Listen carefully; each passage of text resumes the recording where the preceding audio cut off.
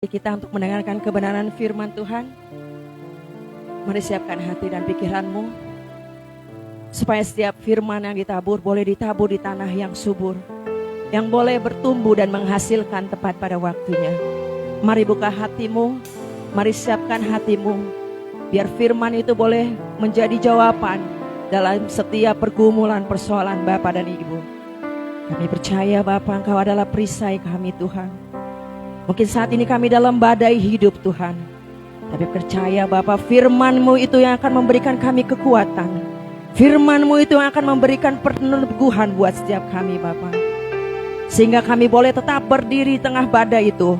Dan kami percaya Bapa, bersama dengan Engkau kami bisa melewati badai itu, dan kami mendapatkan kemenangan. Haleluya Bapa, Engkaulah perisaiku. Amin.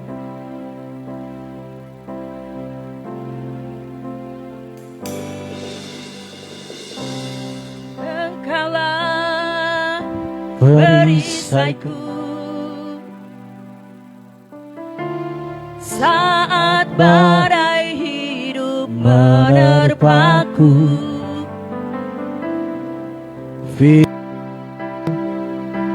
Di dalamku, tenanglah jiwaku, tenanglah jiwaku.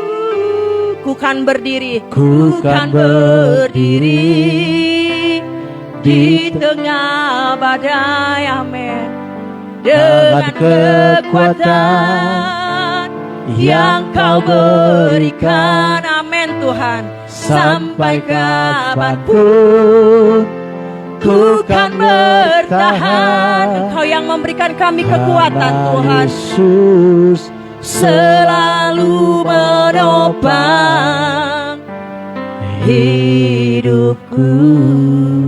Mari katakan pujian ini dari awal, sebagai keyakinan kita bahwa Tuhan menyertai kita semua dalam badai pergumulan hidup ini Bapa. Perisaiku, amin Tuhan.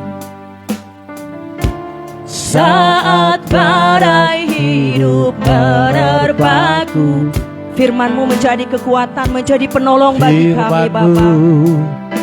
Di dalamku yang membuat tenang jiwa setiap kami Tuhan. Tenanglah jiwaku, ku kan berdiri, ku kan berdiri di tengah badai. Dengan kekuatan, kami butuh kekuatan yang daripada Engkau Tuhan. Kami butuh Engkau Tuhan. Sampai kapanpun ku kan bertahan, karena Yesus selalu menopang. Ku kan berdiri, ku kan berdiri. Saya undang kita semua bangkit berdiri untuk menyambut kebenaran firman Tuhan.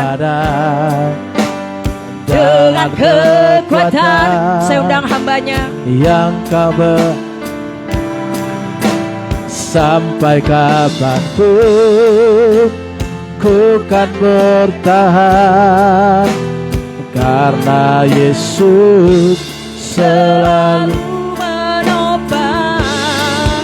Aku kan berdiri di tengah badai. Dengan kekuatan yang Kau berikan, sampai kapanpun ku kan bertahan, karena Yesus selalu menopang. Ku kan berdiri di tengah badai. Dan kekuatan yang Kau berikan, sampai kapanpun ku kan bertahan, karena Yesus selalu menopang hidupku. Karena Yesus selalu menopang hidupku. Karena Yesus selalu menopang hidupku. Haleluya. Terima kasih Tuhan. Terima kasih, Engkau baik.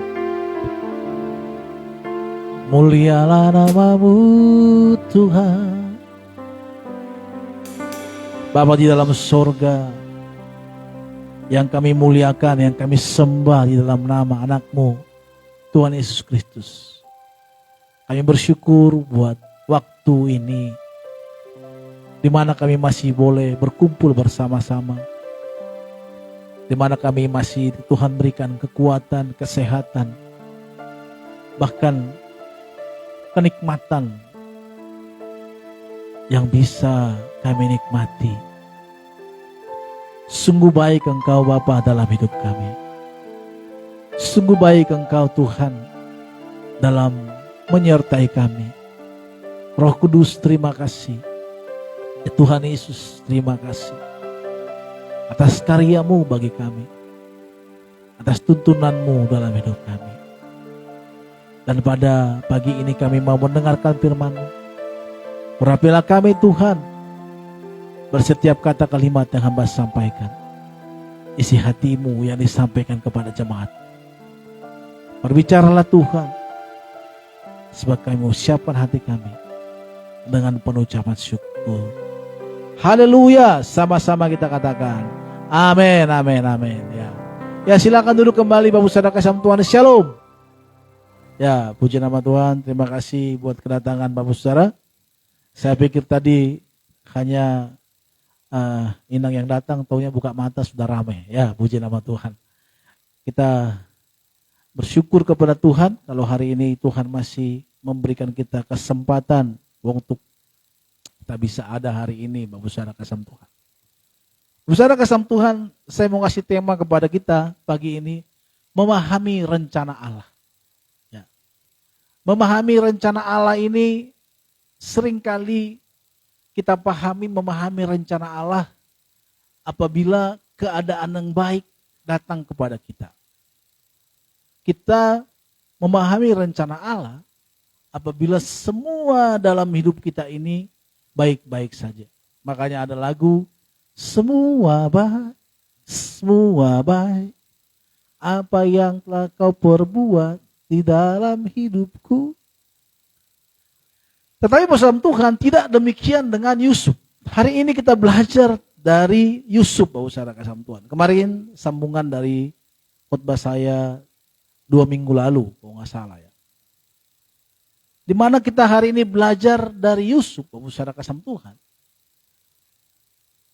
Kalau kita membaca di pasal 50, di mana kisah Yusuf setelah Laban memberkati anak-anaknya dan dia meninggal, maka ada satu ketakutan yang luar biasa yang dialami oleh anak-anak Yusuf, di mana mereka dulu telah membuang Yusuf.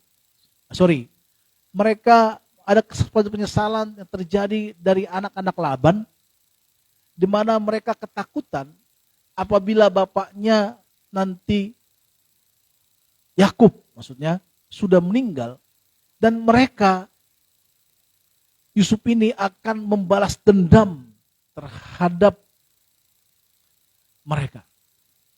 Jadi mereka takut sekali karena Yusuf nanti pasti membalas apa yang mereka telah perbuat kepada Yusuf beberapa tahun yang lalu. Sehingga Bapak Saudara kasih Tuhan, hal ini menjadi satu ketakutan yang luar biasa terhadap anak Yakub. Maka di pasal 50, sebelum Yusuf memberikan dendam pembalasan kepada mereka, mereka berkata kepada Yusuf. Dalam ayat 24 dikatakan, tidak lama Yusuf kepada saudara-saudaranya, tidak lama lagi aku akan mati. Di ayat yang di pasal sebelumnya, di ayat sebelumnya, di sana dikatakan di mana Yusuf dalam ayat pasal 50, 19 pasal 20 katakan, tapi Yusuf berkata kepada mereka, janganlah takut sebab aku ini pengganti Allah. Memang kamu telah mereka-reka yang jahat terhadap aku, tetapi Allah telah mereka-reka untuk kebaikan. Dengan maksud melakukan seperti yang terjadi sekarang ini, yakni memelihara hidup suatu bangsa yang besar. Saudara kasih Tuhan, menurut Yusuf, apa yang dilakukan oleh saudara-saudaranya ini terhadapnya, itu adalah satu untuk kebaikan yang Tuhan berikan kepadanya. Kalau kita bersama Tuhan mengalami satu masalah pergumulan yang sangat berat, contohnya kita ada satu proses masalah, atau kita dijahatin oleh orang lain, atau kita dipecat dari kerjaan kita, atau kita ditipu oleh orang lain, atau kita mungkin mengalami hal yang tidak kita inginkan. Suatu saat kita contohnya ada kecelakaan atau apalah itu yang mungkin tidak bisa kita pahami bahwa ini adalah untuk kebaikan kita. Untuk kita bangkrut contohnya. Untuk kita gagal terus. Waktu saya tamat SMA, setiap kali saya melamar kerja gagal mulu. Saking jadi gelandangan, Tetapi ternyata itu bersama Tuhan membentuk iman saya, membentuk karakter saya yang penakut, dan juga membentuk saya supaya Tuhan membawa saya ke dalam pelayanan. Saya tanya mama saya, kenapa diantara saya cuma aku yang pendeta? Kenapa keluarga kita tidak ada? Dia bilang, waktu kamu lahir saya pernah persembahkan kamu untuk Tuhan. Kenapa? Karena memang kamu lama datangnya. Bapakmu karena orang Batak dulu ya, udah uring-uringan, udah bisanya punya anak gitu kan. Ya salah, agak lain memang. Bersama Tuhan, ternyata memang Tuhan merencanakan saya untuk menjadi pendeta seperti sekarang. Oh gitu.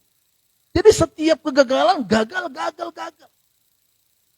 Nah Yusuf sedang mengalami itu pada saat dia dibuang oleh saudara-saudaranya dan dia dijual ke Mesir. Mungkin dia merasa hidupnya tidak nyaman. Pertama-tama mungkin dia tidak bisa berdamai dengan dirinya. Mungkin dia bisa menyalahkan keadaan. Tentu ini tidak diceritakan oleh Alkitab. Tetapi di dalam hatinya pasti ada rasa, kenapa ya aku bisa mengalami ini? Kenapa ya aku bisa mengalami saudara-saudaraku, aku sudah baik kepada mereka? Kan pertanyaan itu seringkali kita tanyakan. Aku sudah sungguh-sungguh di dalam pelayanan, aku sungguh-sungguh bekerja, aku sudah sungguh-sungguh untuk teman-temanku, aku sungguh-sungguh. Pokoknya semua kita ungkapkan kebaikan kita. Tapi kenapa saya bisa mengalami hal ini? Saudara kasih Tuhan, Yusuf melihat ini beda.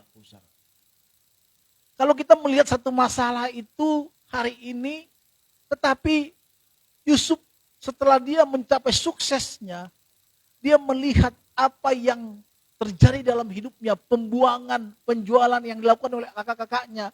Dia lihat ini adalah satu rencana Allah yang besar, di mana dikatakan demi memelihara satu bangsa yang besar. Mungkin kita berkata, nggak mungkin lah Pak, saya hanya ibu rumah tangga, saya hanya sekolahan, mana mungkin Tuhan bisa memakai saya, melalui hidup saya ada sesuatu yang besar. Saya kan hanya seorang bisnismen, udahlah cukuplah untuk karyawan. Tidak, Bu Sarah. Bu Sarah, saya mau katakan pada saat Tuhan memanggil kita menjadi anaknya, menjadi umatnya, ada satu rencana yang besar yang Tuhan mau kerjakan dalam hidup kita. Mungkin hari ini kita nggak tahu itu. Kita makanya Tuhan itu nggak bisa asal status. Kalau kita jadi anak Tuhan, punya status, kita tentu Tuhan ada rencana yang besar dalam hidup. Diproyeksikan yang besar. Sama seperti Mima lahir waktu kecil. Mamanya udah punya proyek. Dia masih lahir. Nanti dia akan sekolah di Singapura. Dia bilang, dia masih lahir mah. Udah kau punya rencanakan yang besar. Ya gak apa-apa lah. Maka waktu kecil Mima ini udah di-downloadin dia dari kantornya. Lagu-lagu anak-anak berbahasa Inggris. Jadi Mima dari kecil udah nggak pernah bahasa Indonesia, bahasa Inggris mulu. Makanya kalau sekarang dia bisa bahasa Inggris, menurut saya iya. Nah kalau saya nggak bisa bahasa Inggris, iya orang dulu cuma ahadoi. Ini kan gimana lah untuk bisa bahasa Inggris? Kalaupun bisa nggak belajar. Jadi anak-anak sekarang kalau mereka pintar bahasa Inggris dari TK udah diajarin. Mereka nontonan makanya. Beda dengan Yohan. Karena kita udah punya anak 2, ya Yohan itu agak sedikit bukan terabaikan sih, cuma kan karena sibuk bapaknya dengan udah mulai mamanya, aku sibuk dengan mimanya, ada karena mereka lahir agak berdekatan, jadi Simba yang ngurusin dia. Nah pada saat Simba ngurusin dia, Simba nontonnya apa? Lagu tut tut tut siapa hendak turut, ya kan, ke Bandung Surah. Ini lagunya lagu itu mulu. Naik delman, itu lagunya diputari si ibu waktu itu ya, itu lagu-lagunya dia. Tapi beda dengan Mema. Udah nonton Cocomelon apa gitu, dia tahu. Makanya sekarang. Tapi makanya bersama Tuhan, hal itu juga terjadi pada saat kita dipanggil Allah menjadi anak. Pada saat kita bermasuk dalam kerajaannya Tuhan, otoritasnya Tuhan. Saudara kasih Tuhan, Batam itu termasuk otorita. Apa sih otorita? Otoritas Batam. Jadi mereka mengurusi semua, pusat nggak mengurusi dia. Maka semua barang-barang yang mungkin yang masih nggak punya, yang nggak ada pajaknya bisa masuk, tapi keluar nggak bisa. Semua ada mobil-mobil yang punya pajak masuk, tapi keluar nggak bisa. Mereka mengurusi semua, ada otorita. Nah pada saat kita juga masuk di kerajaannya Tuhan, Tuhan punya otoritas atas hidup kita. Tuhan punya rencana yang besar dalam hidup. Masa sih Pak? Hidup saya masih gini-gini aja terus. Ya secara kasat mata kita seperti itu. Tetapi di alam roh sebenarnya Tuhan punya ada satu planning yang besar buat kita anak-anak. Tergantung kita apakah kita taat dalam hal itu atau enggak. Ada orang banyak gak taat. Statusnya anak Tuhan tetapi dia gak mau taat. Gak mau tinggal di otorita ini. Otoritasnya Tuhan gak mau dia dalam rancangan Tuhan. Nah Yusuf melihat ini beda. Dia lihat bahwa apa yang terjadi dalam hidupnya adalah satu rencana, membuat rencana Allah. Walaupun itu menyakitkan dialami oleh dia. Walaupun mungkin gak mengenakan dulu. Walaupun mungkin itu gak baik bagi tubuhnya. Atau mungkin itu gak baik bagi kehidupannya. Dia gak bebas lagi. Bahkan dia menjadi seorang budak. Dulunya dia dimanja-manja oleh bapaknya. Disayang-sayang oleh bapaknya. Tapi hari ini dia menjadi budak. Tentu kalau dia pun menjadi budak, setelah budak yang baik. Karena Potifar melihat dia baik. Tapi pertama gak mungkin dia langsung disayang. Tapi lihat dulu kinerjanya. Sama seperti Bapak Saudara kasih Tuhan di kerjaan. Bapak Saudara gak mungkin langsung disayang oleh bos. Dipercayakan semuanya. Kalau baru masuk. Enggak lah, di ospek dulu kan. Ospeknya mungkin nggak langsung, ospeknya seperti dimasukin ke got, atau ospeknya nggak juga harus disuruh berjalan di panas-panas, enggak. Tetapi mungkin ospeknya ya banyak hal pekerjaan mungkin dikasih lebih banyak. Tapi kalau dia menyelesaikan ini dengan baik, nggak bersungut-sungut, nggak terganggu jiwanya, kan banyak sekarang sama Tuhan.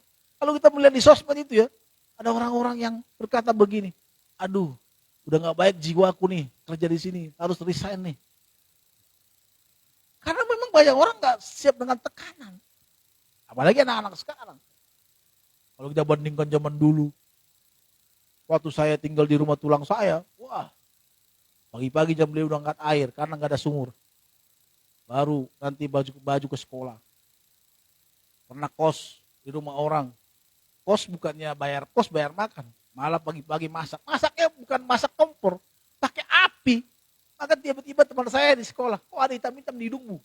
Tuh lihat, ya itu bekas. Kalau arang itu kan, apa namanya? Kalau kayu kan, gitu kan. Jadi, apanya itu, asapnya itu masuk ke hidung. Dan itu menjadi hitam. Pernah mengalami itu. Ya kita bersama Tuhan, Yusuf ini beda melihat ini. Memang ada orang mereka-reka yang jahat terhadap dia. Tetapi dia melihatnya ada satu kebaikan dalam hidup. Saudara kesempatan mungkin hari ini kita sedang mengalami satu masalah yang besar yang kita ada.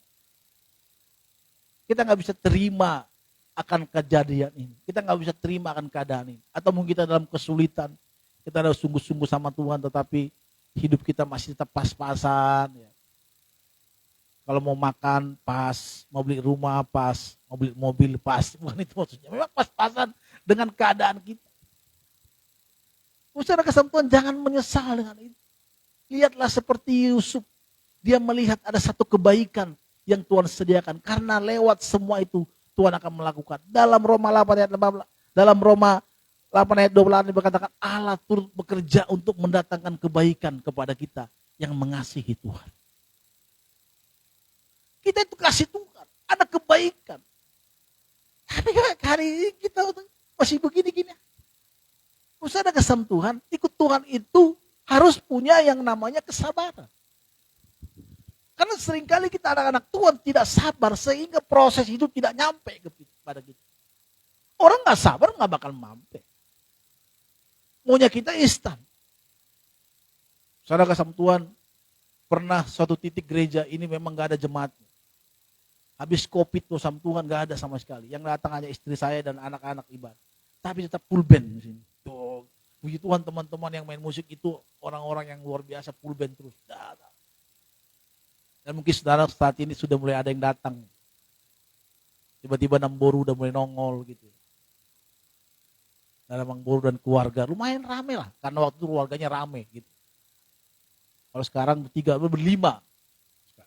Jadi mulai rame gitu. Coba bersama Tuhan kalau saya melihat itu, udahlah gak ada jemaat, diburu lah di gereja ini. Ngapain gitu. Tapi tidak dengan itu, Bapak. Saya melihat ini pekerjaan Tuhan. Ada satu yang besar yang nanti suatu saat Tuhan kerjakan dalam hidup saya, maka saya tetap semangat dalam ini. Kalaupun enggak jemaat saya bertambah, saya percaya upah saya besar di surga. Amin. Rumah kita akan ada di Tuhan. Tuhan sediakan, Tuhan katakan nanti, sabarlah kayu hambaku yang setia. Nikmatilah apa yang Tuhan sediakan bagimu.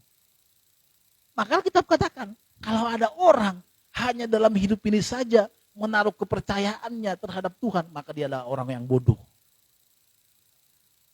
Kita melihat walaupun ini hari-hari ini hidup kita pas-pasan, enggak seperti orang lain yang wow gitu kan. Kemarin saya naik mobil, tiba-tiba depan saya ada mobil Jaguar, keren banget ya kan. Wow gitu kan. Mungkin gak seperti itu kita. Sampai akhir hidup kita gak pernah naik mobil itu. Apa yang kita menyesali? Enggak. Kita melihat hidup kita karya Allah. Memang secara di dunia ini kita orang yang pas. Gak seperti wow. Kita gak jadi menteri. Mungkin kita gak jadi punya jabatan. Tetapi nanti Bapak Tuhan. Di dalam kerajaan Allah. Di dalam otoritasnya Tuhan itu. Disitulah yang Tuhan kita disediakan Tuhan bagi kita anak-anaknya yang setia, mau setia mengasihi dan melayani Dia. Itu yang menjadi tujuan kita. Hari ini kalau gak ada kita nikmati, yes. Wah, terlampau jauh Pak, masih lama kita meninggalnya. Ya gak harus meninggal. Tapi itulah harapan kita, Bapak. Ada satu kerajaan yang dimana Tuhan siapkan bagi kita anak-anak. Dan Bapak Tuhan Yusuf melihat itu. Ada satu kebaikan di balik penderitaan yang dia alami. Maka pada saat dia menjadi seorang pemimpin, menjadi seorang kepercayaannya Firaun pada masa itu, dia enggak menjadi orang yang bongah. Dia tidak menjadi orang yang sombong.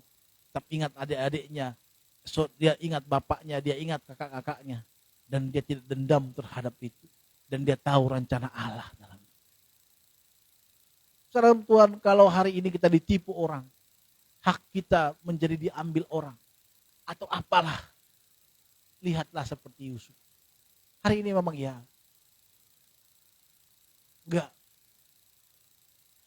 Suatu ketika saya dipakai orang duit saya sekitar banyak, enggak banyak banget. Tapi waktu itu kalau saya minta pasti lumayan lah. Bisa menghidupi 4 bulan gitu. Waktu saya juga sedang menderita. Setiap saya WhatsApp dia nggak ada, dan dia kehidupan dia susah gitu. Akhirnya saya bilang udahlah sama kamu aja itu. Saya tahu ada hal yang besar yang Tuhan kerjakan dalam hidup saya. Apakah saya semakin miskin? Enggak. Kita harus belajar dengan itu, Bapak Ustaz. Orang-orang percaya harus belajar itu. Kalau emang ada orang nipu kita, nggak perlu kita ngotot-ngotot. Kita buat di sosmed. Woi, bayar woi, di tag orangnya. Bayar. Wah, kita cerita ke orang-orang. Hak kita, itu hak saya. Yes, benar. Saudara sama Tuhan. Apabila kita tidak membalas kejahatan orang terhadap kita, di sanalah kita sedang menaruh Tuhan untuk menaruh pembalasan terhadap orang. Tapi kalau ada orang menjahati kita dan kita membalaskan kejahatan itu, ya udah selesai sudah. Tuhan bilang, Tuhan kenapa enggak dibalaskan kejahatannya dia kepada aku Tuhan? Tuhan bilang, kan aku balaskan. Tapi kalau kita biarkan, udah haknya, biarkan Tuhan yang membalaskannya. Dan itu lebih bagus. Dan itu lebih mantap. Kalau kita memberi waktu kepada Tuhan. Itu waktu ketika saya punya masalah. Dan dia bilang, aku mau habis dia. Teman saya bilang gitu. Jangan kau kotori tanganmu. Biarkanlah Tuhan yang membalaskan kebaikan. Itu teduh kali hatiku. Wah, gila kau. Oh, tumben ada hikmat begitu. Ah, gila kata dia. Mungkin Pak Jerry tahu siapa yang saya sebut. Kita itu kalau ngobrol bagaimana, wah itu kesal ya. Itu sampai dubun-dubun. Tapi saya ingat sampai sekarang. Maka kalau ada orang menjahati saya sekarang, udah gak peduli, biarin aja. Saya sedang menaruh itu kepada Tuhan. Biarkan Tuhan yang berperkara atas hidup. Kita harus belajar dengan itu, Bapak Besar. Ikut Tuhan itu bukan saja hanya pintar berngomong, tapi mulai belajar kita menaruhkan Tuhan hidup dalam diri kita. Hal-hal seperti itu. Memang khotbah-khotbah seperti yang saya katakan ini nggak populer ini. Tetapi inilah kehidupan realita, kehidupan kita sehari-hari.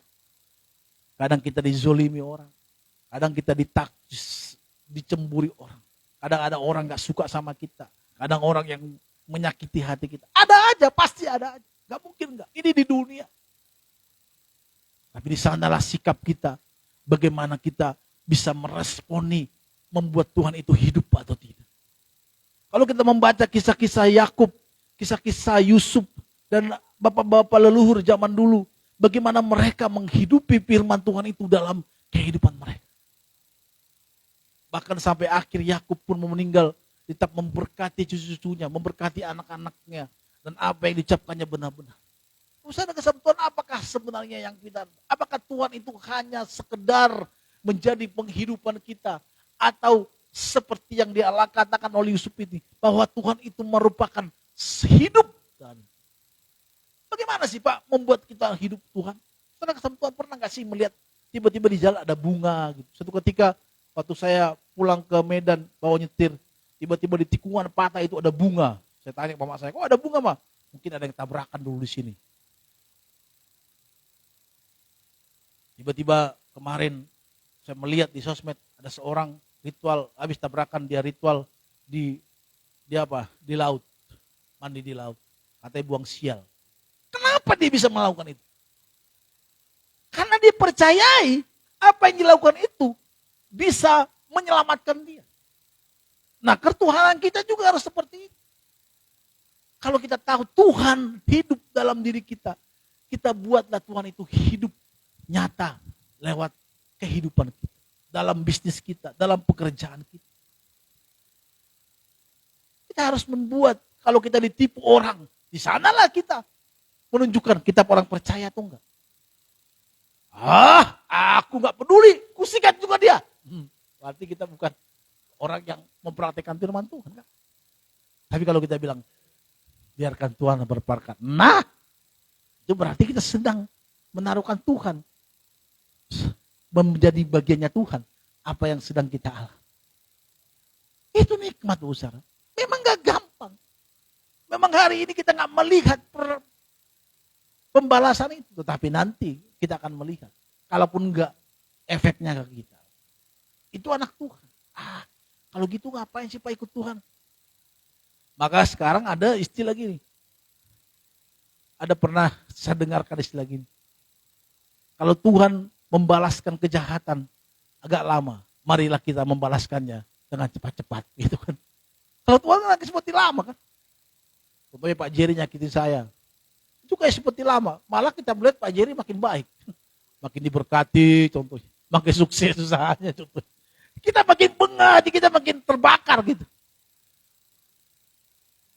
Betul gak sih? Pernah gak sih mengalami melihat seperti itu? Pernah gak sih bahwa melihat lawan-lawan bau Tuhan yang menyakiti bau saudara malah semakin sukses? Bukan seperti melihat seperti yang Bapak maunya inginkan. Maunya dia nyungsep masuk rumah sakit. Maunya dia mati cepat-cepat. Jangan matilah Tuhan, terlalu cepat. Ini kali hidupnya, biar tersiksa dulu hidupnya. Pernah gak sih ngeliat? Pernah pasti.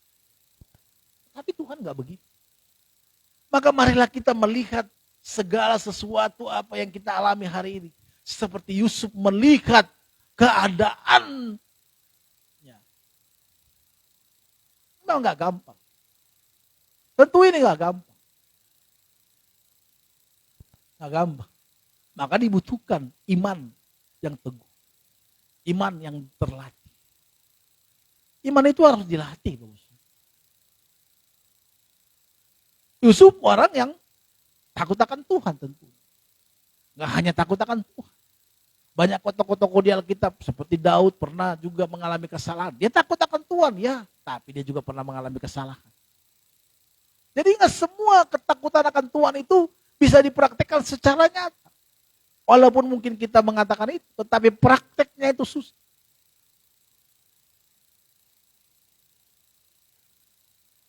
Tadi malam pas mau siapin khotbah saya lihat ada satu status orang gini. Menikah, pacaran, sinamot, menikah, apa sih susahnya?